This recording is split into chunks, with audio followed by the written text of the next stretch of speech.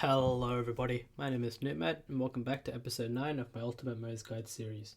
Today I'll be going over and breaking down Iron Bear's damage formulas to help you guys fully understand how its damage is calculated, what sort of stat rolls and modifiers actually affect Iron Bear damage to help you guys optimize your Iron Bear damage as much as possible.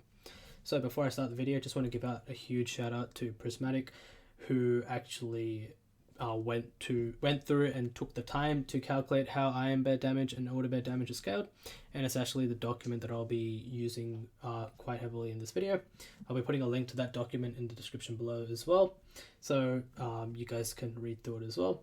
Not only does it contain the Iron Bear and Order Bear damage, but it also contains a whole lot of calculations around how short fuse is scaled, how bonus elements and gun damage is calculated for Moze as well. So overall, if you guys are really into sort of math and fully understanding how Moze herself works, this document is an incredible piece of thing to just read through and just to help you guys understand.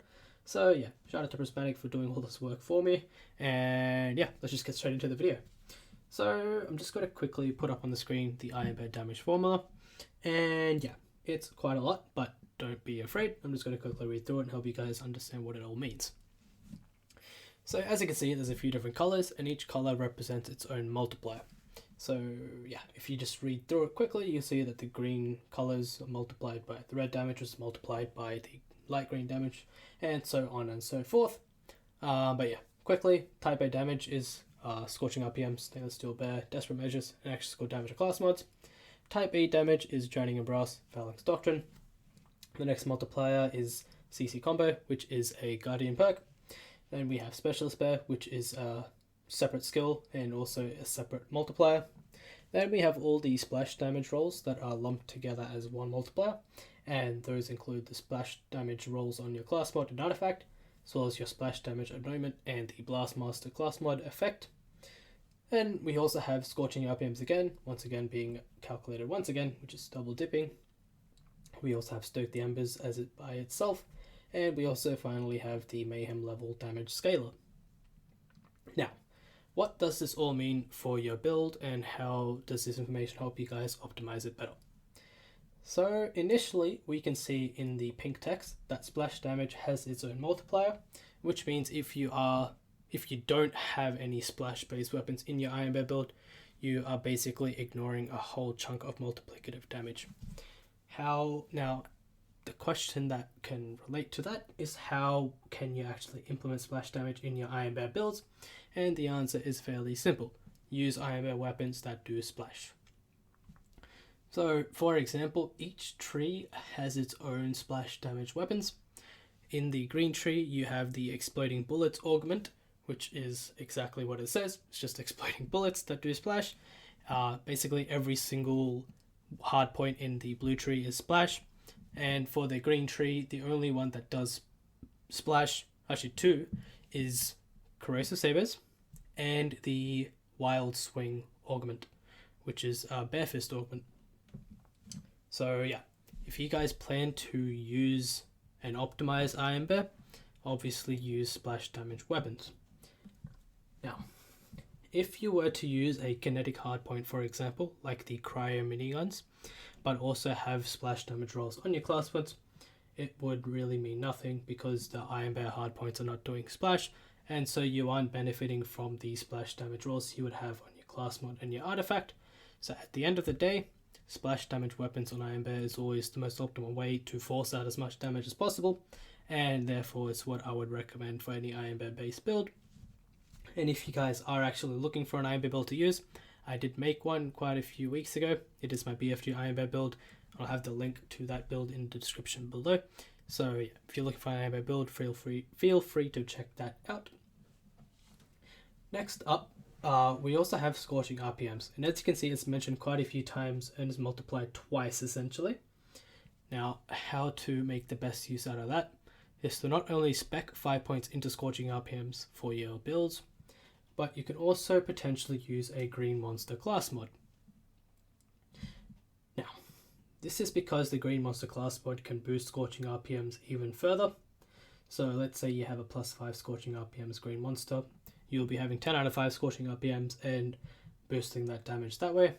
However, it doesn't benefit splash in the sense that if you aren't using splash weapons, you aren't going to get the splash damage multiplier, because Green Monster doesn't make you do splash with your weapons. So yeah, take that as you will. We then have Stoke the Embers. Now Stoke the Embers just boosts incendiary damage, it doesn't give you incendiary damage. So ultimately, if you don't have Fire in the Skag Den equipped, which is a skill that gives Moze and Ironbear incend damage on splash, then you aren't going to be benefiting much from that skill. So at the very least, spec 1 point into Fire in the Skag Den to, if you do plan on using Stoke the Embers, and therefore you'll be able to access that damage multiplier as well. And then a quick note on the Type B damage multipliers, which are Draining and Brass and Phalanx Doctrine. It only affects Ironbear's left arm. I don't know why that is. Please don't ask me. Yeah, it's just been like that for quite a while. I don't know if it's a bug. I don't know if it's intended. But yeah, that's just how it works. It's kind of weird, but that's how it is. Another mention is that the kills Moze gets to proc those Drowning and Brass and Phalanx Doctrine stacks don't affect IB. So for example, if you do have a Rocketeer build, you aren't going to be benefiting Orderbear through that, because it will just maintain its own stacks through its own kills, if that makes sense. So yeah, that is Ironbear's damage formula. And now we'll just quickly move on to Orderbear damage. So I'm just going to put the formula once again on the screen. And yeah, obviously it's a far amount less of damage multipliers than Ironbear damage had. But don't let that dissuade you, because Orderbear is still incredibly powerful, especially combined with the right build. And my Sentry Gunner build is actually focused on that, and I'll put the link to that build as well in the description, so feel free to check that out. But yeah, put simply, Orderbear gets Specialist Bear as the same multiplier. It also gets Scorching Rpms, Stainless Steel Bear, and Action Score damage, and also all the splash damage multipliers. So yeah, really simple, really straightforward.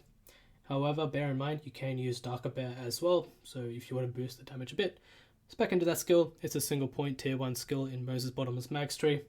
Jump on it and Orderbear will be doing a bit more damage. And it has the added benefit of the fact that you yourself as Moze won't be taking damage, which means that your topped off Guardian perk will be stayed active, which means you'll be getting that increased CDR. And combined with the fact that Orderbear will be getting kills and proccing Grizzled, you can ultimately just jump into Orderbear for 15 seconds and jump out and potentially have Ironbear ready to go. So that's a really cool synergy.